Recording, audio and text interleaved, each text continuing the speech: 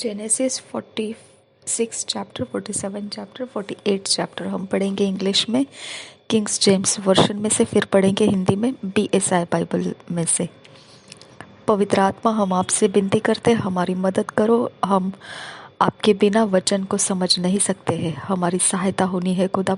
पवित्र आत्मा, कोई वचन हमें अज्ञान रहने के लिए ना छोड़ दे, कोई भी वचन हमें अंधेरे में रहने के लिए ना छोड़ दे। मेरे परमेश्वर, तेरा उजियाला रोशनी हमारा पीछा करती रहे और हमें मार्गदर्शन करती रहे। हमारी सहायता करो पवित्र आत्मा, नासरी यीशु के नाम में मांगते हैं खुदा, सुन और कबूल कर पिता। आमीन, आमीन, आमीन। हम पढ़ेंगे genesis 46 chapter. Jacob is comforted by God at Beersheba. He goeth into Egypt. The number of his family, Joseph meeteth him.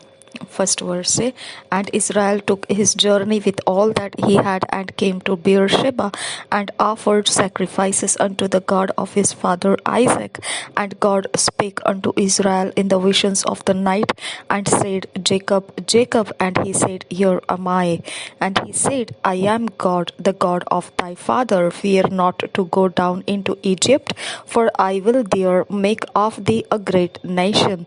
I will go down with thee into Egypt, and I will also surely bring thee up again, and Joseph shall put his hand upon thine eyes.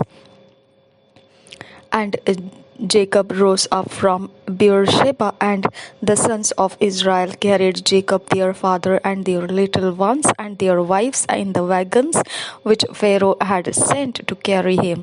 And they took their cattle and their goats which they had gotten in the land of Canaan, and came into Egypt, Jacob and all his seed with him, his sons and his sons' sons with him, his daughters and his sons' daughters, and all his seed brought he with him into Egypt. ये जो समय है, ये मिस्र देश में फंस जाने का समय था उनका। ओके, तो परमेश्वर देखिए इज़राइल को बोल रहा है, देखो क्या लिखा है, took his journey with all that he had, came to Beersheba and offered sacrifices unto the God of his father Isaac. तो हमेशा याद रखो, जब भी आप कुछ भी शुरू करना चाहते हैं, अगर परमेश्वर के वेदी के ऊपर आप चढ़ावा चढ़ाते हो, चाहे वो धन्यवाद का बलिदान हो, चाहे वो आप कुछ भी हो, मायने नहीं करता है, लेकिन परमेश्वर से बात बुलवाने का ये आपका ज़रिया होना चाहिए। आपके पास ये रास्ता मिलना चाहिए आपको कि परमेश्वर का आत्मा कैसे बात करता है।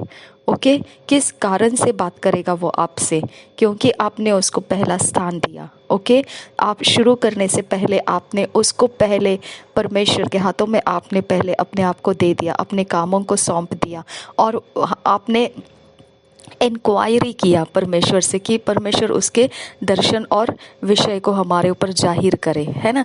तो यहाँ पे परमेश्वर आपके साथ बात करता है। ओके, अब ये जा रहे हैं, अब ये निकल रहे हैं। यहाँ पे उन्होंने क्या बोला, केम टू बेयरशेबा।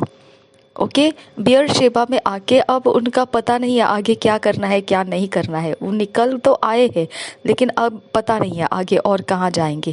ठीक है, तो यहाँ से फिर परमेश्वर ने उनको मिस्र जाने का आदेश दिया, उनको मिस्र जाने के विषय में डरने का नहीं ये बताया, और परमेश्वर ने बोला कि वहाँ पर मैं तुम्हारे साथ रहूँगा और निश्चित वहाँ से दोबारा तुमको बाहर भी लाऊंगा। ओके, 4 वचन बताता है, निश्चित लेकर भी आऊँगा, यानी लेकर जा रहा है, और वहाँ से वो निश्चित बता रहा है कि वहाँ से तुमको दोबारा बाहर लाऊंगा और फिर उस जगह पर तुम्हारी आंखें रख दूंगा जहाँ पर मैं तुमको रखना चाहता हूँ। Okay, and Joseph shall put his hand upon thine eyes. And Jacob rose up from Beersheba, and the sons of Israel carried Jacob their father and their little ones and their wives in the wagons which Pharaoh had sent to carry him. And they took their cattle and their goods which they had gotten in the land of Canaan, and came into Egypt, Jacob and all his seed with him, his sons and his sons' sons with him, his daughters and his sons' daughters, and all his seed brought he with him into Egypt. And these are the names of the children of Israel which came into Egypt: Jacob and his sons, Reuben, Jacob's firstborn, and the sons of Reuben, Hanok and Phallu, and Hezron and Carmi, and the sons of Simeon, Jemuel and Jamin, and Ohad and Jachin, and Johar and Shaul, the son of a Canaanitish woman, and the sons of Levi, Gershon, Kohath, and Merari. And the sons of Judah, Er and Onan, and Shelah, and Pharez, and Zerah. But Er and Onan died in the land of Canaan.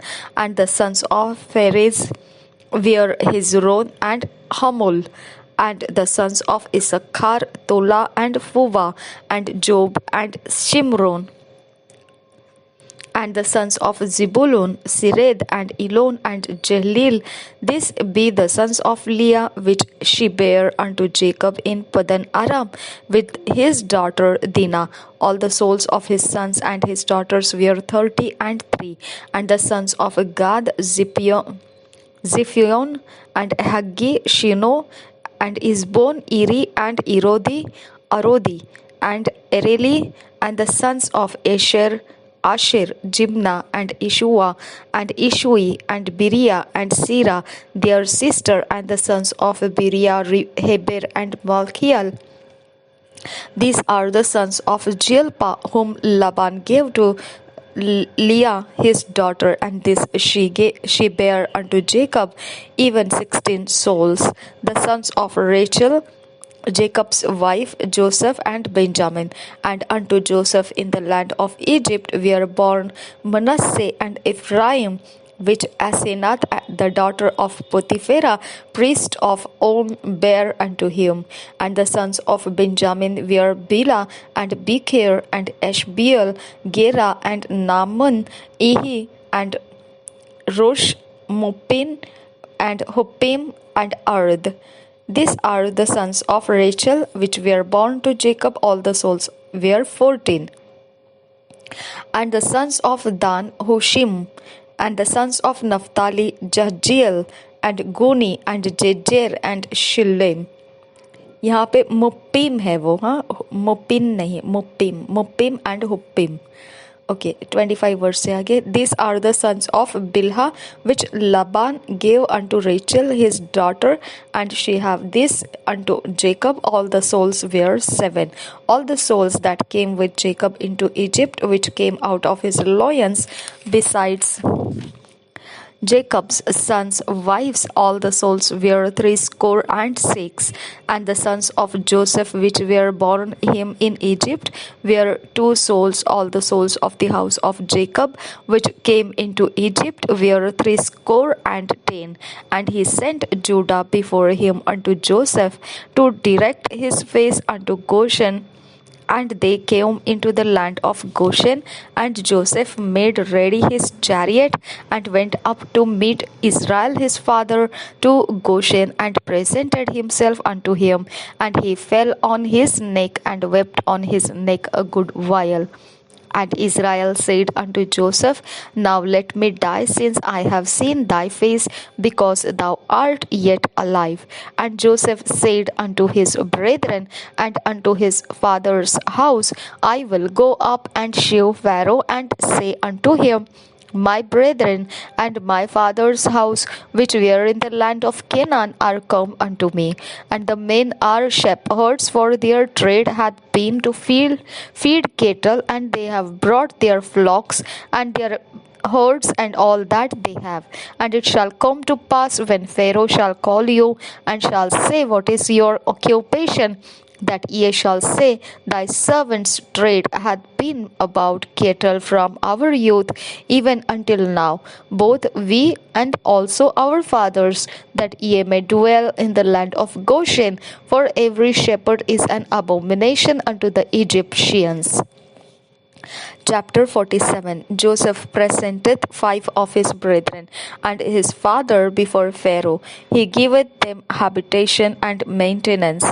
He getteth all the Egyptians' property to Pharaoh, the priests' land not bought, etc.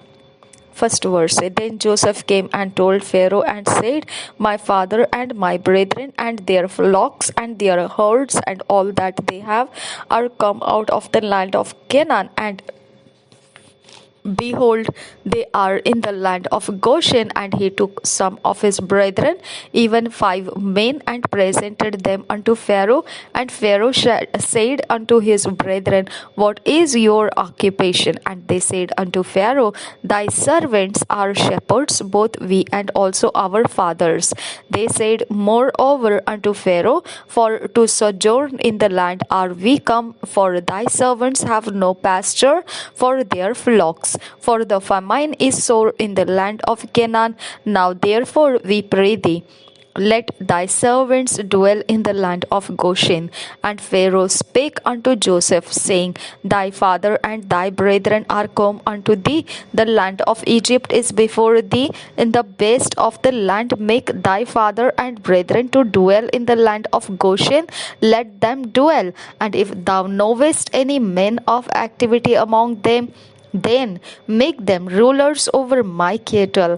And Joseph brought in Jacob his father and set him before Pharaoh, and Jacob blessed Pharaoh. And Pharaoh said unto Jacob, How old art thou? And Jacob said unto Pharaoh, The days of the years of my pilgrimage are an 130 years, few and evil, and evil have the days of the years of my life been, and have not attained unto the days of the years of the life of my fathers in the days of their pilgrimage.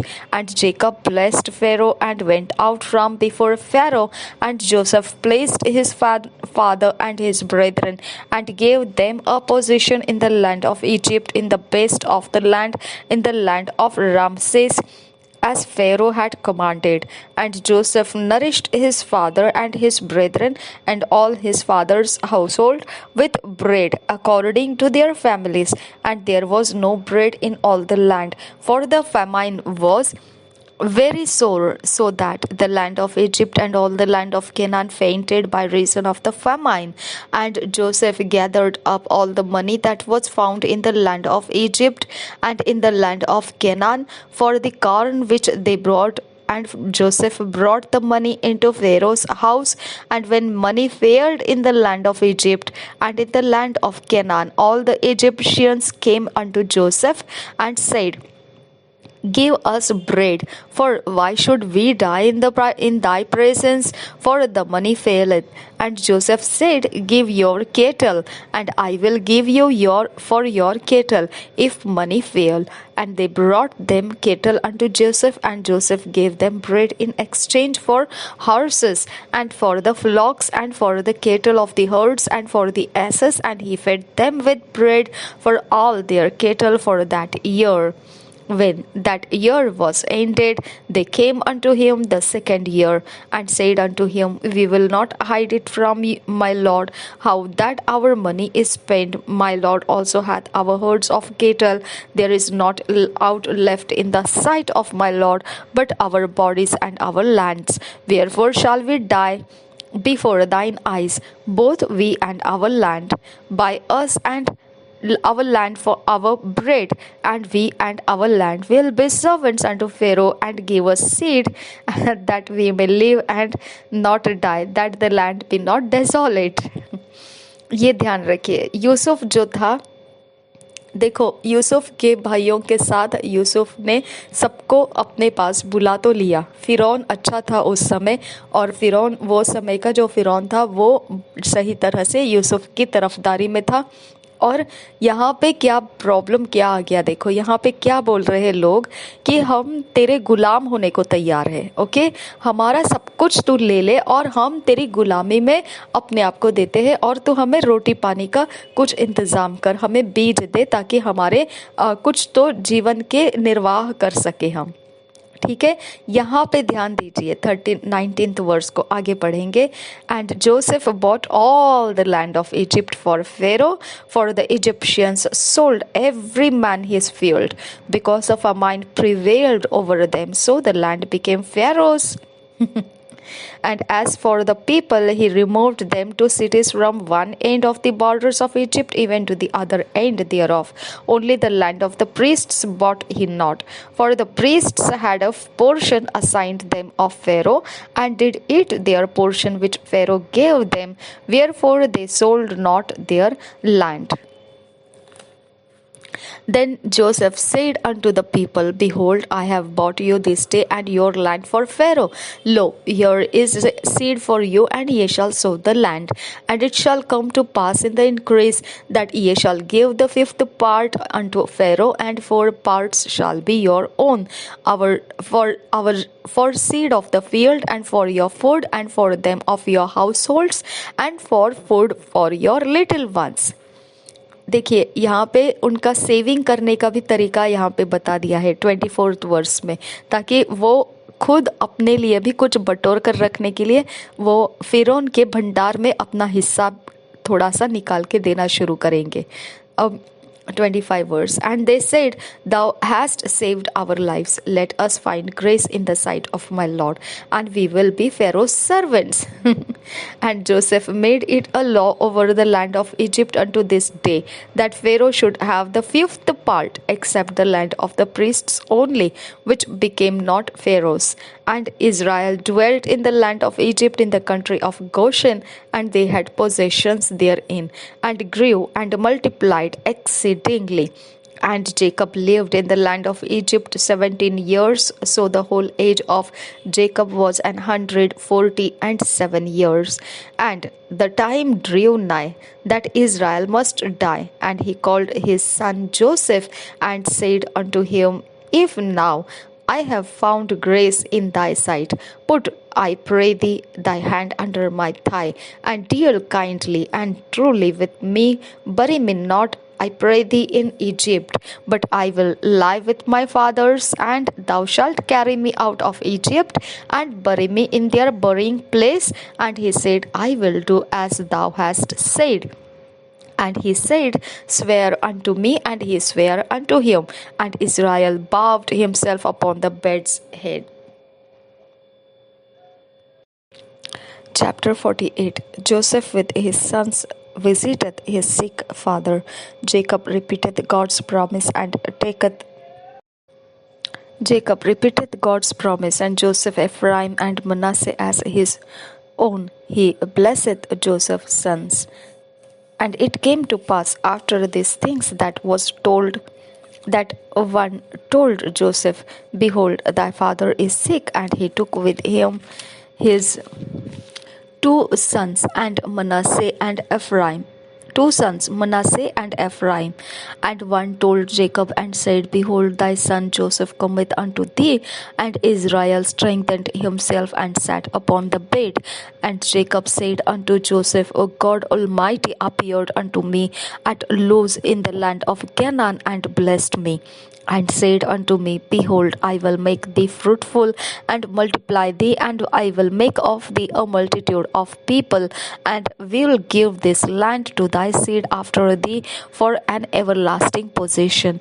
And now thy 2 sons, Ephraim and Manasseh, which were born unto thee in the land of Egypt before I came unto thee into Egypt, are mine, as Reuben and Simeon, they shall be mine. And they issue which thou begettest after them shall be thine, and shall be called after the name of their brethren in their inheritance. And as for me, when I came from Padan, Rachel died by me in the land of Canaan in the way, when yet there was but a little way to come into Ephrath, and I buried her there in the way of Ephrath, the same is Bethlehem. And Israel beheld Joseph's sons, and said, Who are these? And Joseph said unto his father, They are my sons, whom God hath given me in this place. And he said, Bring them, I pray thee, unto me, and I will bless them. Now the eyes of Israel were dim for age, so that he could not see. And he brought them near unto him, and he kissed them and embraced them. And Israel said unto Joseph, I had not thought to see thy face, and lo, God hath shewed me also thy seed. And Joseph brought them out from between his knees, and he bowed himself with his face to the earth. And Joseph took them both, Ephraim in his right hand toward Israel's left hand, and Manasseh in his left hand toward Israel's right hand, and brought them near unto him. And Israel stretched out his right hand, and laid it upon Ephraim's head, who was the younger, and his left hand upon Manasseh's head, guiding his hands wittingly, for Manasseh was the firstborn. And he blessed Joseph and said, God, before whom my fathers Abraham and Isaac did walk, the God which fed me all my life, long unto this day, the angel which redeemed me from all evil, bless the lads, and let my name be named on them, and the name of my fathers Abraham and Isaac, and let them grow into a multitude in the midst of the earth. And when Joseph saw that his father laid his right hand upon the head of Ephraim, it displeased him, and he held up his father's hand to remove it from Ephraim's head unto Manasseh's head. And Joseph said unto his father, Not so, my father, for this is the firstborn. Put thy right hand upon his head.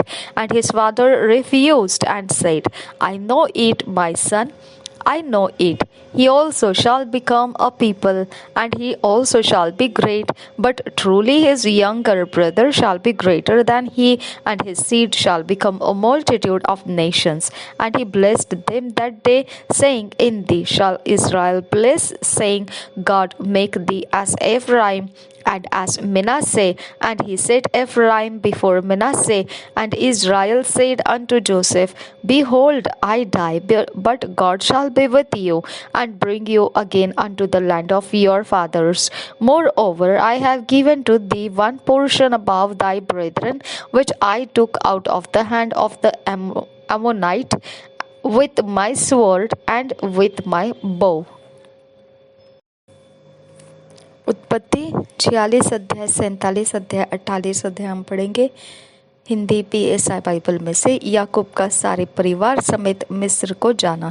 पहले वचन से, तब इस्राएल अपना सब कुछ लेकर Beersheba को गया और वहां अपने पिता इसहाक के परमेश्वर को बलिदान चढ़ाया।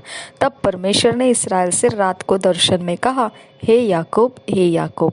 उसने कहा, क्या आज्ञा? उसने कहा, मैं परमेश्वर हूँ, तेरे पिता का परमेश्वर। तो मिस्र में जाने से मत डर, क्योंकि मैं तुझसे वहाँ एक बड़ी जाति बनाऊंगा।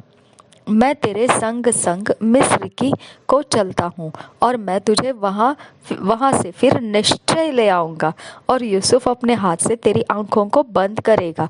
तब याकूब बेरशेबा से चला, और इस्राएल के पुत्र अपने पिता याकूब और अपने बाल बच्चों और स्त्रियों को उन गाड़ियों पर जो फिरौन ने उनके लिए आने को भेजी थी चढ़ाकर चल पड़े। वे अपनी भेड़ बकरी, गाय बैल और कनान देश में अपने इकट्ठे किए हुए सारे धन को लेकर मिस्र में आए। और याकूब अपने बेटे बेटियों, पोते पोतियों अर्थात अपने वंश भर को अपने संग मिस्र में ले आया। यहाँ पे आप ध्यान दीजिए, 6 वचन क्या बताता है? वे अपनी भेड़ बकरी, गाय बैल और कनान देश में अपने इकट्ठा किए हुए सारे धन को लेकर मिस्र में आए। यानी इकट्ठा करना पड़ता है, इकट्ठा करना पड़ता है हमको, क्योंकि हमारे पास परमेश्वर सब कुछ अवेलेबल करके दिया है, और हमको परमेश्वर से लेकर हमारे लाइफ को जितना चाहिए वो सब ठीक ठाक से ढंग से इस्तेमाल करते हुए आगे चलते जाना है। ऐसे करते हुए अपने आप को उसने बड़ा धनवान बना लिया था। ओके, उसके पास ये सारी संपत्ति, धन, संपन्नता उसके पास ऐसे ही नहीं आई थी। ओके, वो राज्य के रीतियों पर चलता था। ठीक है, राज्य के रीतियों पर चलता था। उसको पता था कि परमेश्वर का आदर कैसा करना है। धन संपन्नता उसके पीछे इसके लिए आ जाती थी। ओके, उसके हाथों के नीचे नौकर थे और नौकरों का सैलरी देने के लिए भी उसके पास धन संपन्नता थी। ओके, उसके जो रखेल थे, उनके जो बेटे बच्चे थे, उनके लिए भी परमेश्वर की ओर से उसको इतनी बरकत थी कि उनको भी उसने अच्छे गिफ्ट से भरपूर रखा। और परमेश्वर पिता ने उसको इतना ज़्यादा दिया कि वो अपने बेटे के लिए विरासत भी बना के रख सका, इसहाक के लिए। ओके, तो दाऊद भी वैसा ही धनी था। परमेश्वर धन को देता है। धन इकट्ठा करके रखना हमारे बुद्धि का काम है। इसके लिए चींटी के लिए भी ये नाम रखा गया है कि चींटी के ऊपर कोई अगवा ना होते हुए भी वो अपने आने वाले समय को इकट्ठा करके रखना जानती है। ओके, आने वाले मौसम के हिसाब से उसका बराबर से उसका काम शुरू हो जाता है, सेटिंग शुरू हो जाती है और वहाँ से वो आने वाला समय फिर आराम से बिता लेती है। ओके, तो इतना उसके पास बुद्धि है कि वो किस प्रकार से बिना कोई उसके ऊपर देखने वाला नहीं है कि वो सच में इकट्ठा कर रही है या नहीं, क्या कर रही है क्या नहीं, कोई देखने वाला नहीं है। तो भी उसके बिना भी वो बराबर से एकदम सेटिंग में मैनेजमेंट के साथ वो अपने सारे भंडार को, कोठारों को भर के रख देते हैं। हालेलुया। तो हमारा मूर्खता है ये, अगर हम इस प्रकार से नहीं जी रहे तो। ओके, क्योंकि यीशु मसीह ने कहा, क्या तुमको उस समय कुछ कमी हुआ था क्या? ओके, जब मैंने तुमको बिना कुछ लिए ऐसे ही भेज दिया था सेवा करने के लिए, तो इस चेलों ने आकर बोला कुछ भी कमी नहीं हुआ। लेकिन उसने कहा, लेकिन अभी तुम अपने पटुए को लेकर जाओ। ओके, लेकिन अभी तुम अपने कटी में तलवार लेकर जाओ, लेकिन अभी तुम अपने लिए कुछ बचा कर रखो। ओके, तो इसका मतलब क्या है कि अब ये जो समय यीशु का अब हम चल रहे हैं, इसके अंदर की ये ज़रूरत है।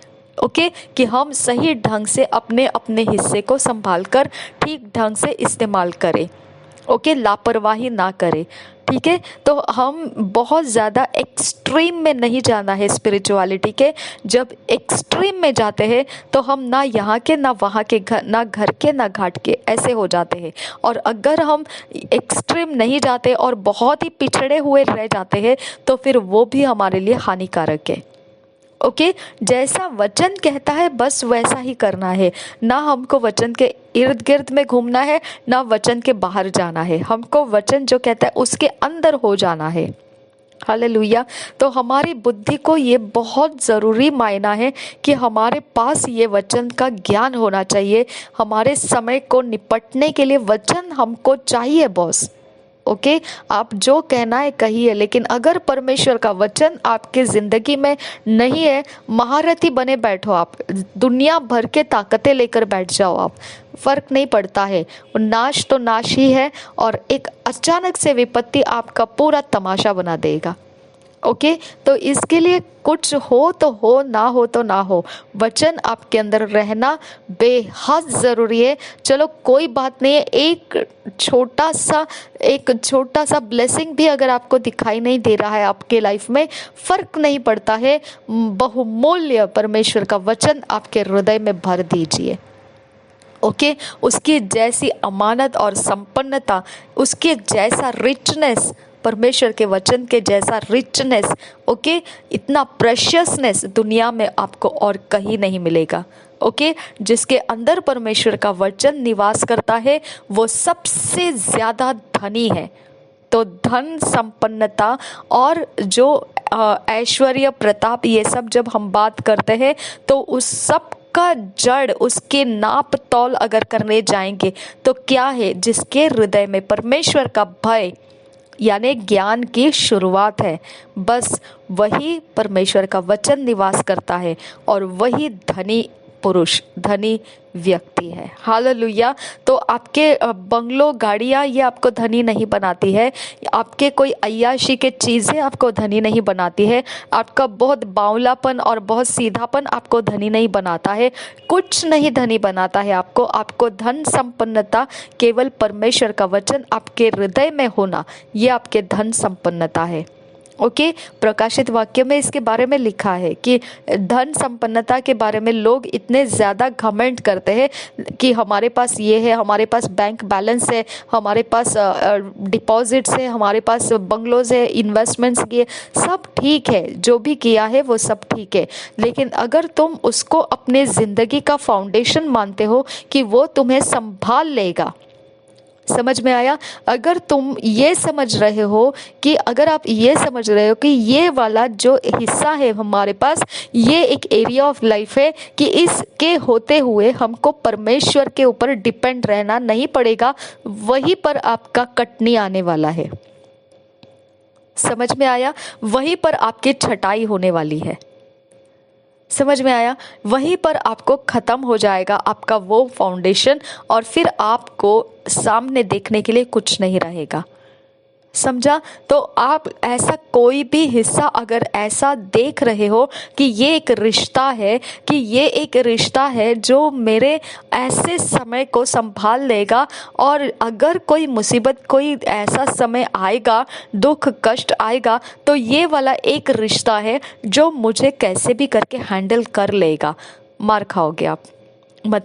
मार खाओगे मतलब आप फेल हो जाओगे। ओके, क्योंकि परमेश्वर का ज़रूरत नहीं है ऐसा जो भी एरिया आपके लाइफ के अंदर ऊंचा उठने लगता है, परमेश्वर उसको गिरा देता है। वो रेत पर बंधा घर है। हालेलुया। तो यहाँ पे देखिए, यहाँ पे याकूब ने क्या किया है, यहाँ सब कुछ इकट्ठा किया है उसने। ओके, यहाँ सब कुछ इकट्ठा किया है याकूब ने। 12 बेटे हैं उसके, ओके, उस लिया के और राहेल के मिला के, अब इतने सारे उनके और नाते पोते हैं। ओके, सब जगह में उसकी जितनी बढ़ोतरी है, सब कुछ के अंदर उसने परमेश्वर को सबसे पहला स्थान देकर रखा है। उसकी सारी अमानत के पीछे बैकग्राउंड में, रूट में, जड़ में आप देखोगे तो शून्य से उसकी शुरुआत है, और वो बड़ा धनी होकर इकट्ठा किया हुआ धन उठाकर ला रहा है। ओके, खाली हाथ से वो भागा था वहाँ से, एसाव के डर से वो वहाँ से निकल आया था, लेकिन भरपूर इकट्ठा करके अब वो निकल पड़ा है। आया समझ में? तो आपको समझ में आना चाहिए कि ये फैलाव जो है ये परमेश्वर का पहचान है। ओके, और हमेशा याद रखो, ये फैलाव हम दिखाने के लिए नहीं है, ये फैलाव शैतान आक्रमण नहीं कर पाता है। ओके, अय्यूब के बारे में परमेश्वर का सामने शैतान जाके क्या बोला कि इसके पास तूने इसके ऊपर बाड़ा जो डाल के रखा है इसकी वजह से, और दूसरा तूने उसको सब कुछ दे रखा है, वो तेरी स्तुति क्यों नहीं करेगा? हालेलुया। तो हमारे पास संपन्नता रहेगी ना, तो हम बहुत बहुत सुरीले गीत गाते हैं, बहुत ज़्यादा आनंद करते हैं, बहुत ज़्यादा आराम से रहते हैं, कोई चिंता नहीं रहती है, कोई दुख नहीं रहता है, कोई डर नहीं रहता है, कोई डाउट नहीं रहता है। ओके, कोई सताने वाली चिंताएं ऐसी नहीं रहती है, सताने वाले सोच नहीं रहते हैं, और समय कैसे कटते जाते हैं हमको मालूम भी नहीं पड़ता है। हम सब कुछ में एकदम जैसे फूलों के ऊपर हम चल रहे, इस प्रकार के हम होते होते निकल जाते हैं। तो ये सब संपन्नता हमको इतना आराम देता है, लेकिन कठिन समय बेजार कर देता है हमको। हालेलुया।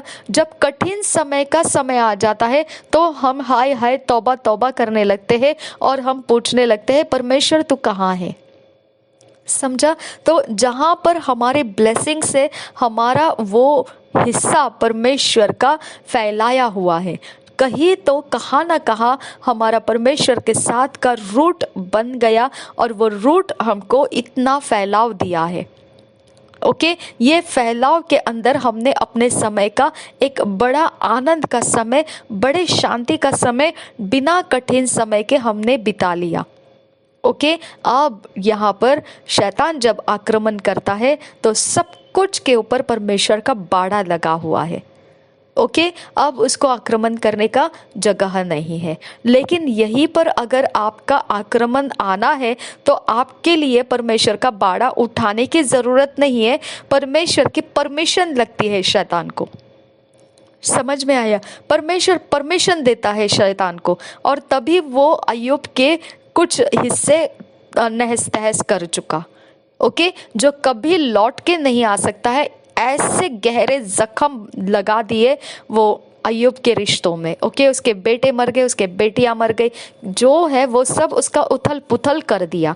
ओके, तो ये क्या था? उसका संपन्नता थी। तो संपन्नता के ऊपर अटैक कभी आया? परमेश्वर ने जब उसको परमिशन दिया। और कैसे परमिशन दिया? क्योंकि परमेश्वर के सामने शैतान ने बोला, क्यों नहीं वो तेरी अच्छी अच्छी बातें करेगा, प्रशंसा करेगा, क्योंकि तूने उसको सब कुछ दे जो रखा है, इसकी वजह से वो तेरी तारीफें क्यों नहीं करेगा।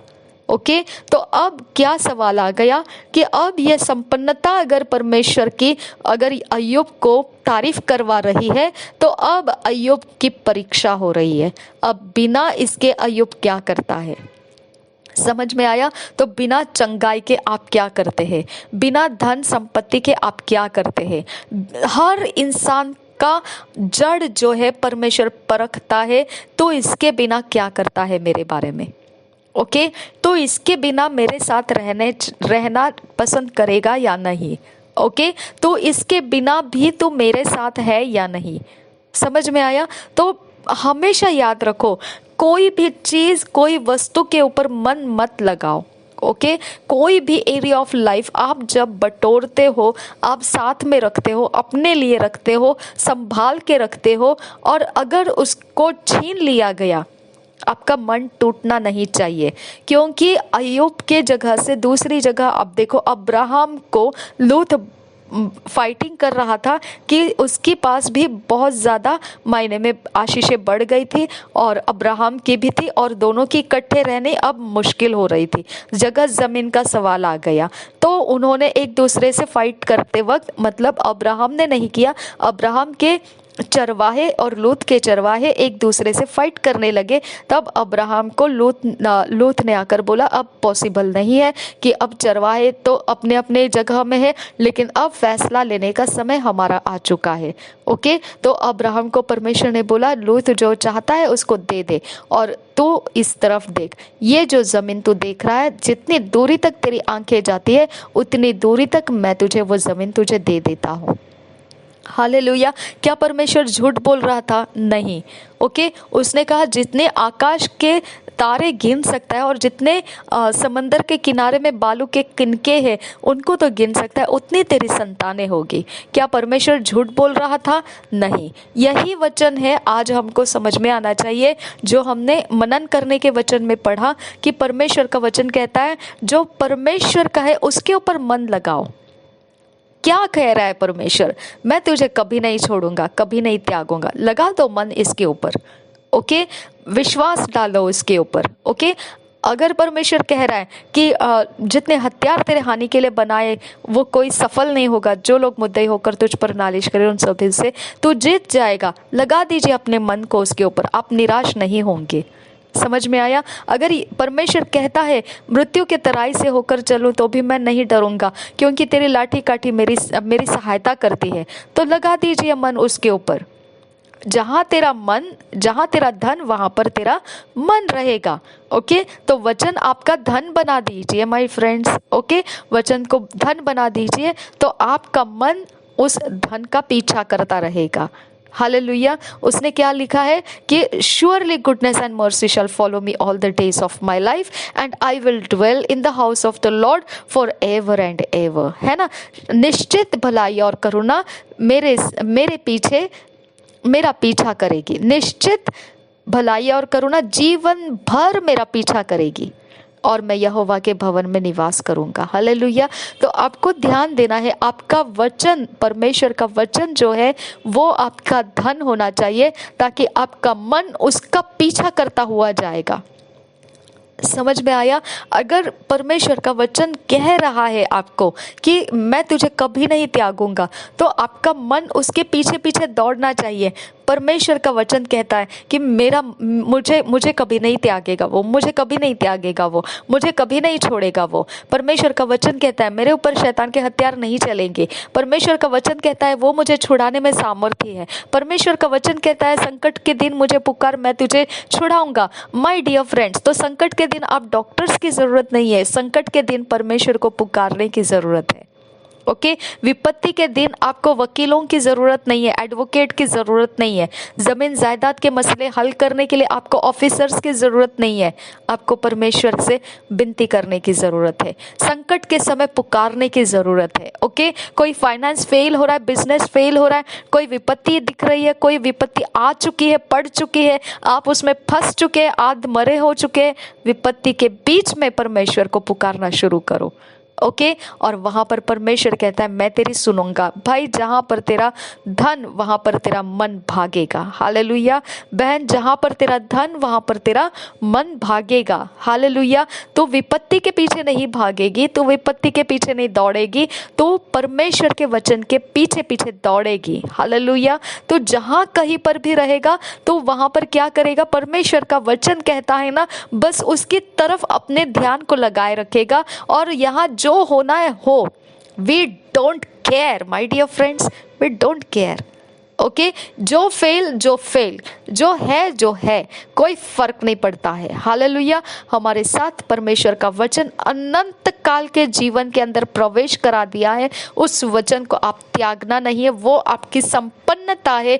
आप चाहे जो जैसे हो, आई डोंट केयर, आपका वचन अंदर है, परमेश्वर का वचन आपके अंदर है, आपकी जुबान उसी को बोलती रहती है।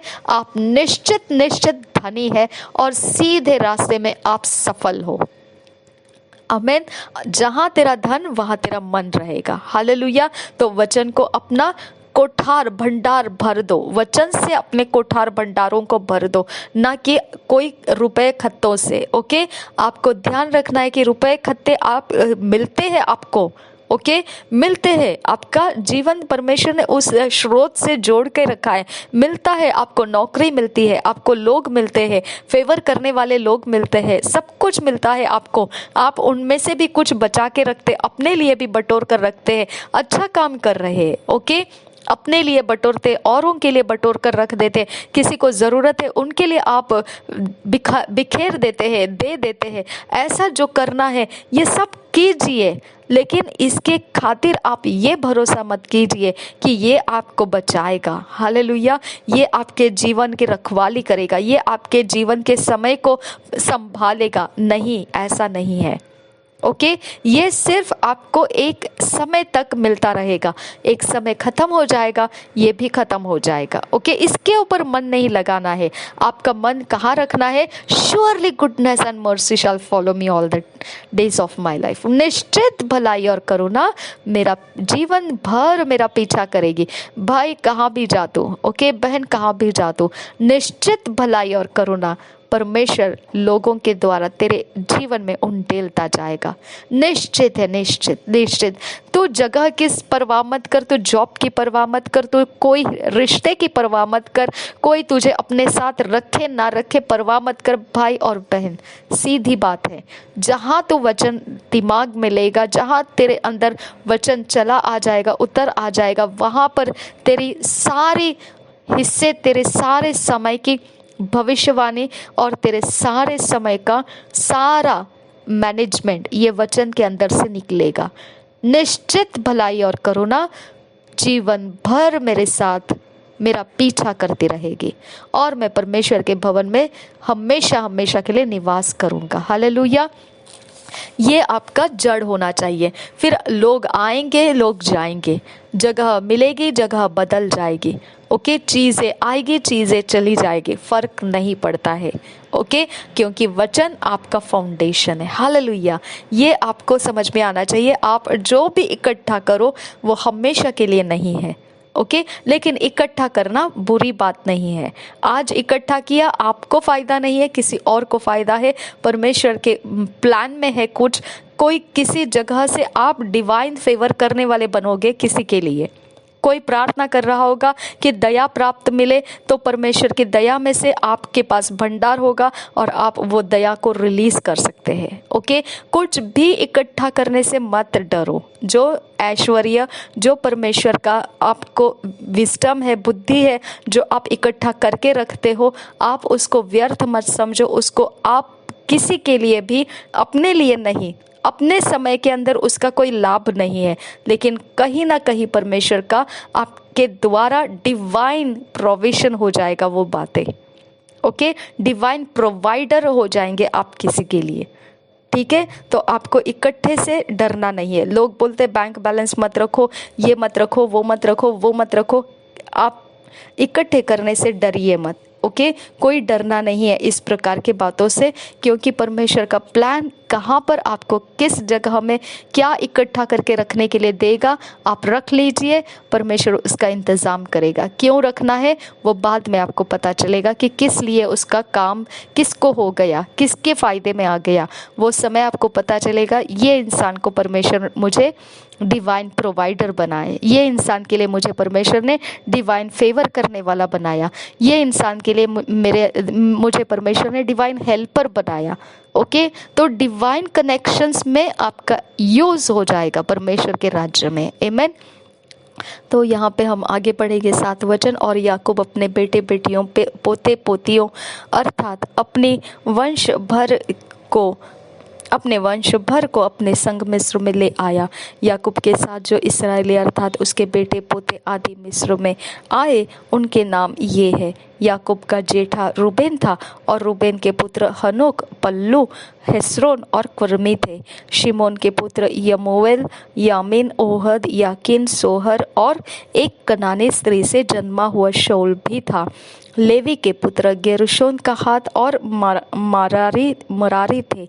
यहूदा के एर, ओनान, शेला, पेरेस और जेरह नामक पुत्र हुए तो थे, पर एर और ओनान कनान देश में मर गए थे। और पेरेस के पुत्र हेस्रोन और हमूएल थे। इसक्कार के पुत्र तोला, पुब्बा, योबा और शिमरोन थे। जबूलून के पुत्र सेरेद, एलोन और यहलेल थे। लिया के पुत्र जो याकूब से पद्दनराम में उत्पन्न हुए थे, उनके बेटे पोते यही थे। और इनसे अधिक उसने उसके साथ एक बेटी दीना को भी जन्म दिया।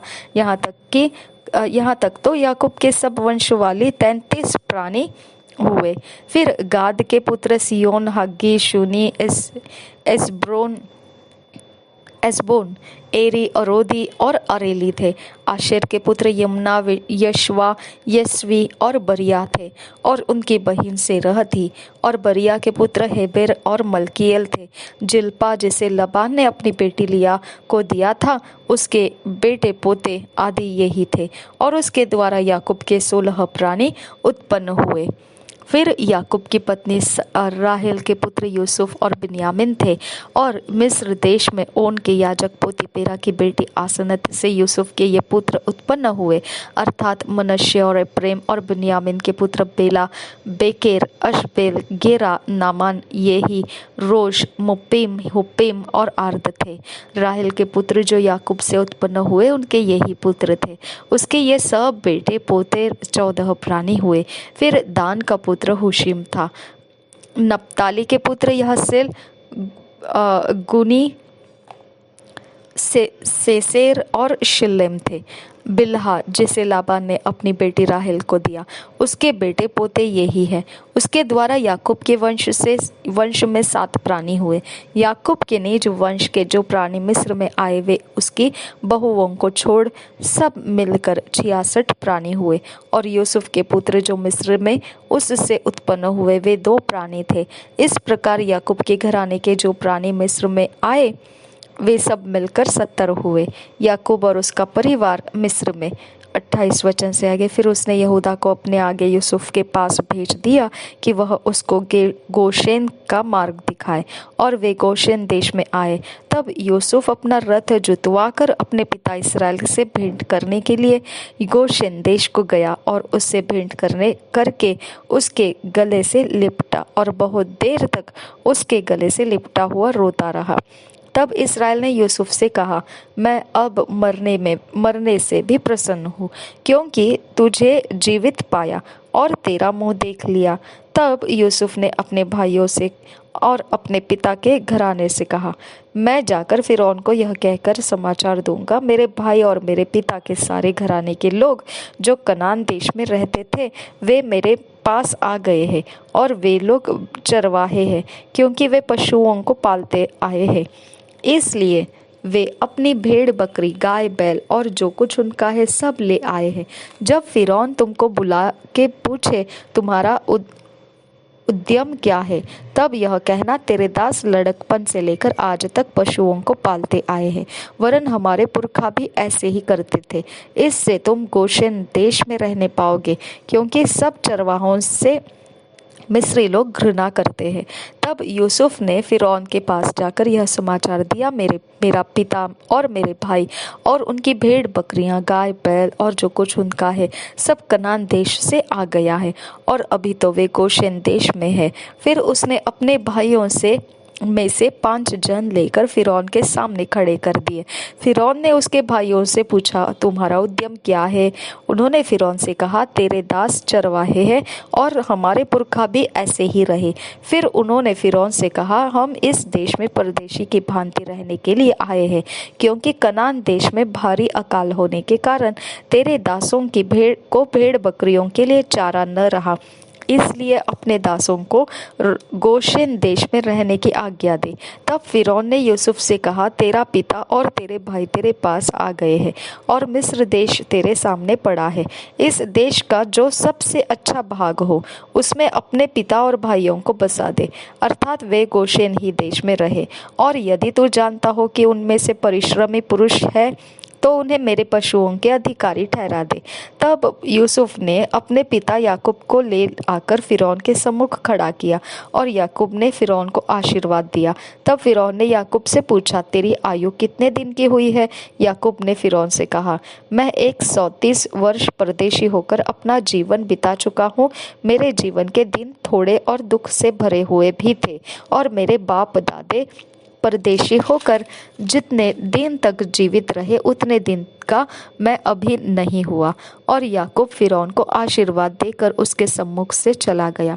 तब यूसुफ ने अपने पिता और भाइयों को बसा दिया और फिरौन की आज्ञा के अनुसार मिस्र देश के अच्छे से अच्छे भाग में, अर्थात रामसेस नामक प्रदेश में भूमि देकर उनको सौंप दिया। और यूसुफ अपने पिता का और अपने भाइयों का और पिता के सारे घराने का एक एक के बाल बच्चों की गिनती के अनुसार भोजन दिला दिलाकर उनका पालन पोषण करने लगा। अकाल और यूसुफ का प्रबंध 13 वचन से आगे। उस सारे देश में खाने को कुछ न रहा, क्योंकि अकाल बहुत भारी था, और अकाल के कारण मिस्र और कनान दोनों देश त्रस्त हो गए, और जितना रुपया मिस्र और कनान देश में था सबको यूसुफ ने उस अन्न के बदले जो उनके निवासी मोल लेते थे इकट्ठा करके फिरौन के भवन में पहुंचा दिया। जब मिस्र और कनान देश का रुपया समाप्त हो गया, तब सब मिस्री यूसुफ के पास आकर कहने लगे, हमको भोजन वस्तु दे, क्या हम रुपये के न रहने से तेरे रहते हुए मर जाए? यूसुफ ने कहा, यदि रुपये न हो तो अपने पशु दे दो और मैं उनके बदले तुम्हें खाने को दूंगा। तब वे अपने पशु यूसुफ के पास ले आए, और यूसुफ उनको घोड़ों, भेड़ बकरियों, गाय बैलों और गदहों के बदले खाने को देने लगा। उस वर्ष में वह सब जाति के पशुओं के बदले भोजन देकर उनका पालन पोषण करता रहा। वह वर्ष तो यूं कट गया। तब अगले वर्ष में उन्होंने उसके पास आकर कहा, हम अपने प्रभु से यह बात छिपा न रखेंगे कि हमारा रुपया समाप्त हो गया है और हमारे सब प्रकार के पशु हमारे प्रभु के पास आ चुके हैं। इसलिए अब हमारे प्रभु के सामने हमारे शरीर और भूमि छोड़कर कुछ नहीं रहा। हम तेरे देखते क्यों मरे और हमारी भूमि क्यों उजड़ जाए? हमको और हमारी भूमि को भोजन वस्तु के बदले मोल ले, कि हम अपनी भूमि समेत फिरौन के दास हो, और हमको बीज दे कि हम मरने न पाए, वरन जीवित रहे और भूमि न उजड़े। ये वाला वचन है, मैं आपको ध्यान देने के लिए कह रही थी। जब मिस्र देश में इस्राएली लोग फंस गए थे ना, और उन्होंने बहुत ज़्यादा पीड़ा हो गई उनको, बहुत ज़्यादा परेशानी हो गई उनको, ओके, दासत्व में हो गए वो सब शुरू हो गया यहाँ से। ओके, तब यूसुफ ने मिस्र की सारी भूमि को फिरौन के लिए मोल लिया, क्योंकि उस भयंकर अकाल के पड़ने से मिस्रियों को अपना अपना खेत बेच डालना पड़ा। इस प्रकार सारी भूमि फिरौन की हो गई। क्योंकि यहाँ पे देखो, यहाँ पे याकूब के घराने को चरवाही की जगह दी थी, है ना, गेरशोन नाम की जगह में उसको रखा हुआ था। गोशेन देश में उसको, सब कनान देश से आ गया है और अभी तो वे गोशेन देश में है। ओके, तो यहाँ पे उनको गोशेन देश में चारा चराने के लिए दे दिया था, है ना। तो इसका मतलब इनका, ये फिरौन के नीचे ये नहीं थे, गुलाम नहीं थे। ओके, इनका भेड़ बकरियों को चराने का ऑक्यूपेशन, व्यापार शुरू था, चल रहा था। तब तक उनको कोई प्रॉब्लम नहीं था। ठीक है, अब आगे देखेंगे हम। तब यूसुफ ने मिस्र की सारी भूमि को फिरौन के लिए मोल लिया, क्योंकि उस भयंकर अकाल के पड़ने से मिस्रियों को अपना अपना खेत बेच डालना पड़ा। इस प्रकार सारी भूमि फिरौन की हो गई, और एक छोर से लेकर दूसरे छोर तक सारे मिस्र देश में जो प्रजा रहती थी उसको उसने नगरों में लाकर बसा दिया। पर याजकों की भूमि उसने न मोल ली, क्योंकि याजकों के लिए फिरौन की ओर से नित्य भोजन का बंदोबस्त था, और नित्य जो भोजन फिरौन उनको देता था वही वे खाते थे। इस कारण उनको अपनी भूमि बेचनी न पड़ी। तब यूसुफ ने प्रजा के लोगों से कहा, सुनो, मैंने आज के दिन तुमको और तुम्हारी भूमि को भी फिरौन के लिए मोल लिया है। देखो, तुम्हारे लिए यहाँ बीज है, इसे भूमि में बोवो, और जो कुछ उपजे उसका पंचमांश फिरौन को देना। बाकी 4 अंश तुम्हारे रहेंगे कि तुम उसे अपने खेतों में बोवो, और अपने अपने बाल बच्चों और घर के अन्य लोगों समेत खाया करो। उन्होंने कहा, तूने हमको बचा लिया है, हमारे प्रभु के अनुग्रह की दृष्टि हम पर बनी रहे, और हम फिरौन के दास होकर रहेंगे। इस प्रकार यूसुफ ने मिस्र की भूमि के विषय में ऐसा नियम ठहराया जो आज के दिन तक चला आता है कि पंचमांश फिरौन को मिला करे। केवल याजकों ही की भूमि फिरौन की नहीं हुई। याकूब की अंतिम इच्छा। 27 वचन से आगे। इसराइली मिस्र के गोशेन प्रदेश में रहने लगे, और वहाँ की भूमि उनके वश में थी, और वे फूले फले और अत्यंत बढ़ गए। मिस्र देश में याकूब 17 वर्ष जीवित रहा। इस प्रकार याकूब की सारी आयु 147 वर्ष की हुई। जब इसराइल के मरने का दिन निकट आ गया, तब उसने अपने पुत्र यूसुफ को बुलवाकर कहा, यदि तेरा अनुग्रह मुझ पर हो तो अपना हाथ मेरी जांघ के नीचे रखकर शपथ खा कि तू मेरे साथ कृपा और सच्चाई का यह काम करेगा कि मुझे मिस्र में मिट्टी न देगा। जब मैं अपने बाप दादों के संग सो जाऊंगा, तब तू मुझे मिस्र से उठा ले जाकर उन्हीं के कब्रिस्तान में रखेगा। तब यूसुफ ने कहा, मैं तेरे वचन के अनुसार करूंगा। फिर उसने कहा, मुझसे शपथ खा। अतः उसने उससे शपथ खाई। तब इसराइल ने खाट के सिरहाने की ओर सिर झुकाकर प्रार्थना की। याकूब का एप्रैम और मनश्शे को आशीर्वाद देना। 48 अध्याय हम पहले वचन से पढ़ेंगे। इन बातों के पश्चात किसी ने यूसुफ से कहा, सुन, तेरा पिता बीमार है। तब वह मनश्शे और एप्रैम नामक अपने दोनों पुत्रों को संग लेकर उसके पास चला। किसी ने याकूब को बता दिया, तेरा पुत्र यूसुफ तेरे पास आ रहा है। तब इसराइल अपने को संभालकर खाट पर बैठ गया, और याकूब ने यूसुफ से कहा, सर्वशक्तिमान ईश्वर ने कनान देश के लूज नगर के पास मुझे दर्शन देकर आशीष दी और कहा, सुन, मैं तुझे फलवंत करके बढ़ाऊंगा और तुझे राज्य राज्य की मंडली का मूल बनाऊंगा, और तेरे पश्चात तेरे वंश को यह देश दूंगा, जिससे कि वह सदा तक उनकी निज भूमि बनी रहे। और अब तेरे दोनों पुत्र जो मिस्र में मेरे आने से पहले उत्पन्न हुए हैं, वे मेरे ही ठहरेंगे।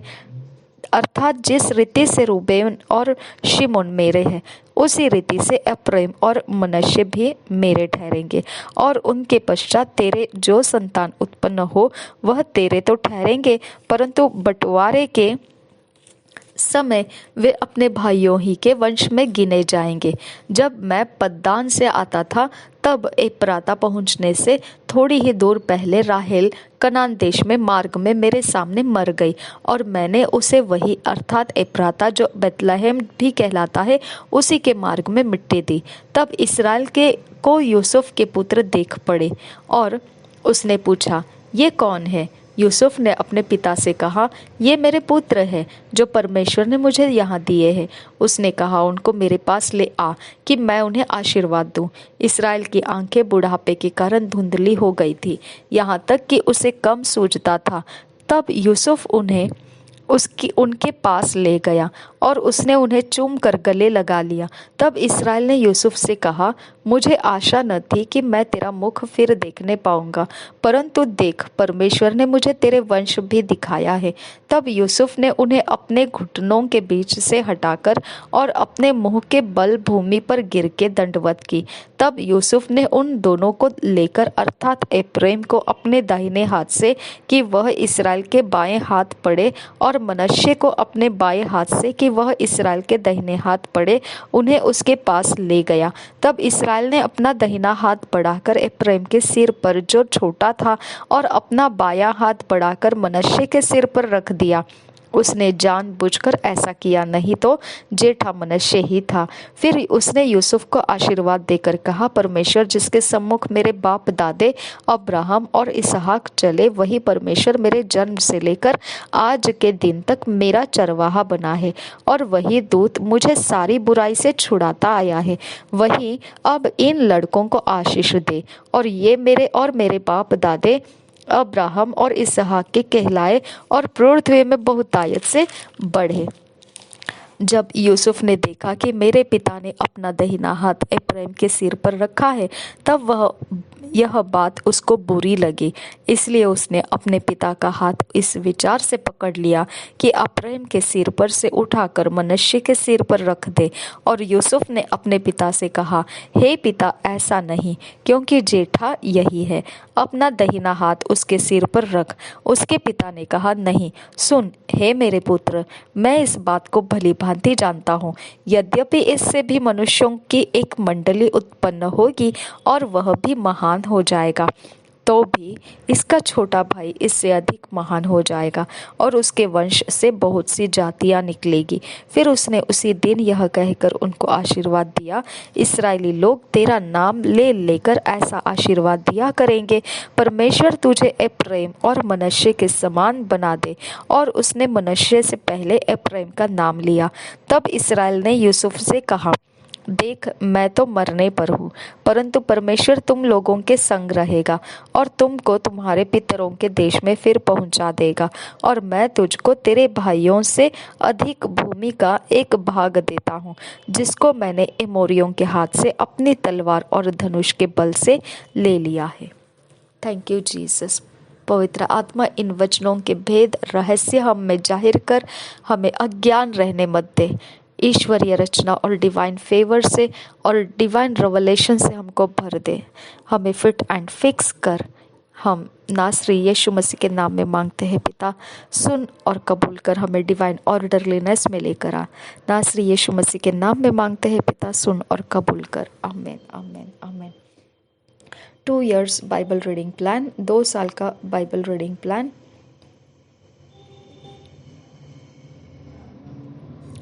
एक्ट्स 10 चैप्टर 34 वर्स से 43 वर्स, जॉब 11 चैप्टर 12 चैप्टर, प्रेरितों के काम 10 अध्याय 34 वचन से 43 वचन, और अय्यूब की पुस्तक 11 और 12 अध्याय।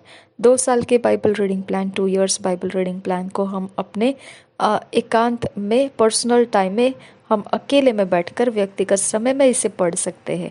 हम ऐसा इसीलिए पढ़ना चाहते हैं क्योंकि हमारे अंदर से परमेश्वर का आत्मा हमारी पहचान करा के दे, हमारे अंदर के गहरी बात परमेश्वर वचन को दिखाकर हमें बताए, हमें समझाए, सुधारे, और उसको चाहिए वो चरित्र में वो हमको ढल सके। और आप सब, हम इकट्ठे यही करना है ऐसा नहीं है, जैसे आपको चाहिए वैसे प्रकार से भी आप इस बाइबल रीडिंग को पूरा कर सकते हैं। निश्चित यही करना है कि परमेश्वर का आत्मा हमको ये वचनों को सिखाना चाहिए। और निश्चित हमने परमेश्वर के आत्मा का लाभ उठाना है इन वचनों को पढ़ते वक्त। प्रभु यीशु मसीह हम सब के साथ बना रहे। आमीन आमीन आमीन। पवित्र आत्मा हमें फिट एंड फिक्स कर, ईश्वरीय रचना में, डिवाइन ऑर्डरलीनेस में हमको लेकर आ। नासरी यीशु मसीह के नाम में विनती करते हैं पिता, सुन और कबूल कर। आमीन आमीन आमीन।